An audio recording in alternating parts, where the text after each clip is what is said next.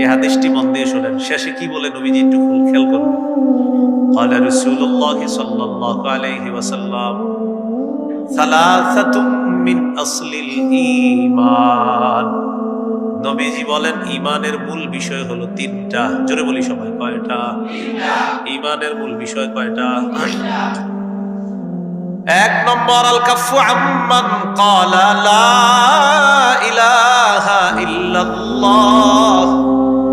এক নম্বর, যে ব্যক্তি বলে লা ইলাহা ইল্লাল্লাহ, তাকে কষ্ট দেওয়া যাবে না, জবানের কষ্ট দেওয়া যাবে না, কর্মের কষ্ট দেওয়া যাবে না।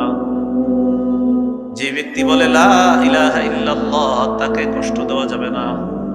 এটা ঈমানের মূল বিষয় তিনটার একটা। দুই নম্বর, ওয়ালা নুকাফিরুহু বিযাম্বিন। কোন মানুষের গুনাহ দেখলেই তাকে আমরা কাফের বলে দিব না। মানে একটা গুনাহের কারণে আমরা কাউকে কাফের বলে ফেলবো না।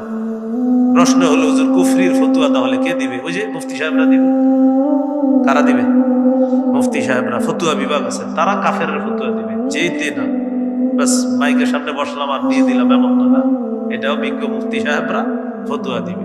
তাহলে আমরা যাকে তাকে কি বলে ফেলবো না প্রিয় ভাইরা? কাফের বলে ফেলবো। তিন নাম্বার, ওয়ালা নুখরিজুহু মিনাল ইসলামি বিআমাল। কোন মুসলমানের কোন কাজ দেখেই তাকে আমরা ইসলাম থেকে বের করে দিব না।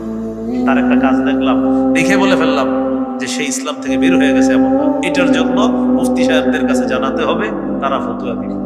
তাহলে ঈমানের মূল বিষয় তিনটা। এক নাম্বার, যে বলবে লা ইলাহা ইল্লাল্লাহ, তাকে কষ্ট দেওয়া যাবে না।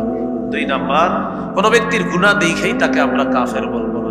তিন নাম্বার, কোন ব্যক্তির যে কোনো একটা কর্মের কারণে আমরা তাকে ইসলাম থেকে বের করে দিব না।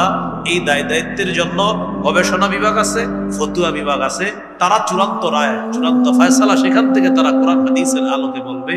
আমাদের কাজ হলো আমরা খুব সহনশীল হব, যাকে তাকে কাফের বলে দিব না, ইসলাম থেকে বের করে দিব না, আমরা কোনো মুমিনকে কষ্ট দিব না, ইনশাআল্লাহ। এরপরে নবী বলেন, ওয়াল জিহাদু মাযিন মুনযু বাসানি আল্লাহু ইলা আইয়ুকাতিলা আখিরু উম্মতি আদ-দাজ্জাল। নবীজি বলেন, আল্লাহ তাআলা আমাকে যেদিন থেকে নবুয়ত দান করেছেন সেদিন থেকে জিহাদ জারি আছে, জারি থাকবে, এমনকি আমার উম্মতের শেষ দলটা দাজ্জালের বিরুদ্ধে লড়াই করবে, জিহাদ চলতেই থাকবে। হাদিসের শেষে নবী বলেন, লা ইউবতিলুহু জাওরু জাইরিন ওয়ালা আদলু আদিল। অনুবাদটা সবাই মিলে করি, চলেন বলেন। কোন জালেমের জুলুম, কোন বিচারকের বিচার, জিহাদের বিধানকে বাতিল করতে পারবে